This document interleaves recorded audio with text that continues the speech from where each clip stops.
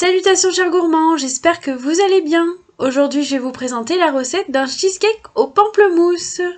Mais comme vous le verrez à la fin de ma vidéo, il a fallu d'une toute petite erreur pour faire foirer tout mon cheesecake.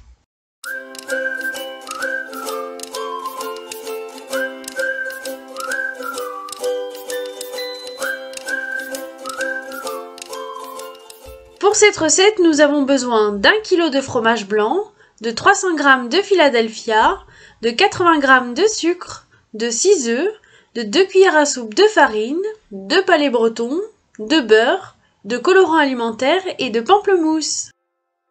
Je commence par écraser les palais bretons au fond du moule, puis je rajoute un peu de beurre pour lier la première préparation, que je vais cuire à 125 degrés environ 10-15 minutes.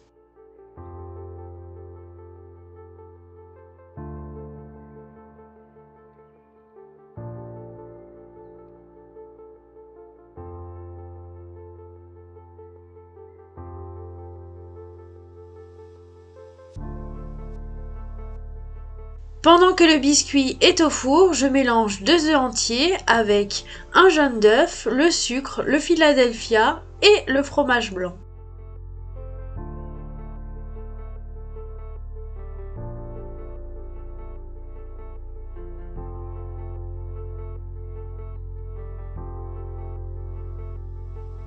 Je mélange ensuite 2 cuillères à soupe de farine avec le jus de 2 pamplemousses et cette seconde préparation, je vais l'incorporer à la première.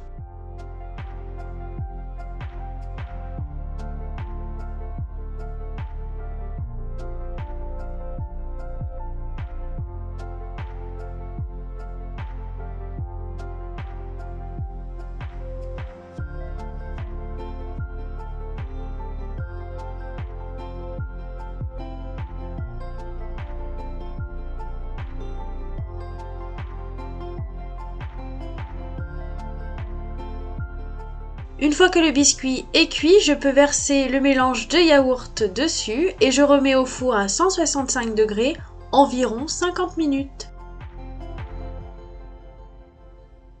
Bon alors c'est là que tout a dérapé, donc je vous dois des explications. Donc j'avais prévu de faire une préparation sur le dessus à base de pamplemousse, de sucre, de beurre et d'œufs. Et ça n'a pas du tout marché, je sais pas pourquoi, j'ai dû mélanger les ingrédients dans un sens qui n'allait pas, ça a fait une réaction chimique et ça ne voulait pas se mélanger. Du coup, ce que j'ai fait, c'est que j'ai décidé, vous allez le voir juste après, de faire une préparation à base de jus et de zeste de pamplemousse avec un peu d'eau. Je l'ai fait chauffer et j'ai rajouté de la gélatine. Donc je vais vous montrer ça tout de suite.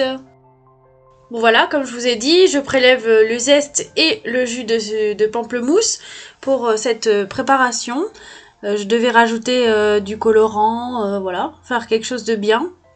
Mais à ce moment-là, j'étais dépitée, frustrée, j'arrivais même pas à presser le pamplemousse comme il faut, j'ai fait ça à la main, d'ailleurs j'ai arrêté de filmer à un moment parce que ça voulait plus, et j'ai décidé donc de mettre cette préparation sur mon cheesecake une fois qu'il a refroidi, sauf que je n'ai pas pensé une seule fois aux conséquences du chaud et du froid.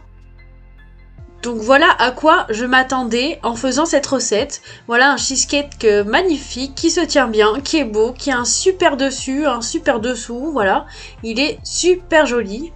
Et moi en fait, voilà, comme je disais, chaud-froid, ma préparation pour mettre dessus, elle était bouillante, puisque je venais de la faire chauffer à la casserole. Et mon cheesecake, il était froid. Du coup, quand je l'ai mis dessus, tout est rentré à l'intérieur. Et comme il y avait de l'eau, et au frigo ça a pas pris du tout au milieu. Ça a pas pris du tout au milieu. Mais par contre à l'extérieur mon cheesecake était top. Donc je vais vous montrer maintenant les images réelles de mon cheesecake. Ça fait peur, attention hein. Tadam! Et voilà le super cheesecake de Manger Sain à petit prix. La couleur rose, elle était jolie à la base, hein. Franchement j'étais contente. Mais comme vous pouvez le voir dessus, vous avez tout le fromage blanc qui est remonté, hein, quand le dessus est descendu à l'intérieur, voilà. J'avais même mis des pensées aux petits pamplemousses pour décorer sur le dessus, c'est super moche. Alors, allez, vue d'extérieur comme ça, bah, il se tenait bien. Mais par contre, à la découpe, vous allez tout de suite le découvrir. C'était le gros carnage. Heureusement qu'il était bon. Parce que franchement, voilà.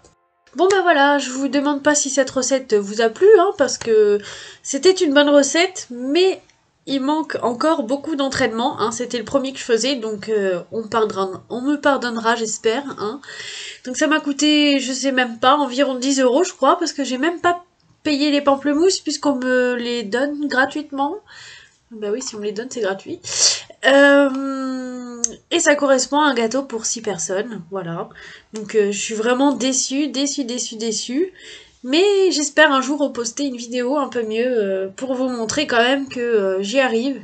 Parce que moi, niveau pâtisserie, il se passe toujours n'importe... Enfin, il y a toujours des imprévus, c'est un truc de malade. La pâtisserie, je ne gère pas du tout. Alors voilà, je ne sais pas comment faire, mais je vais pas rester sur un échec comme ça c'est sûr. Voilà, n'hésitez pas à liker si vous avez quand même adoré. Merci à vous, à bientôt.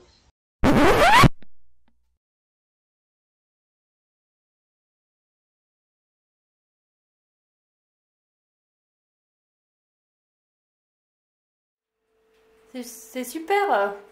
Va falloir que je rachète une Maryse.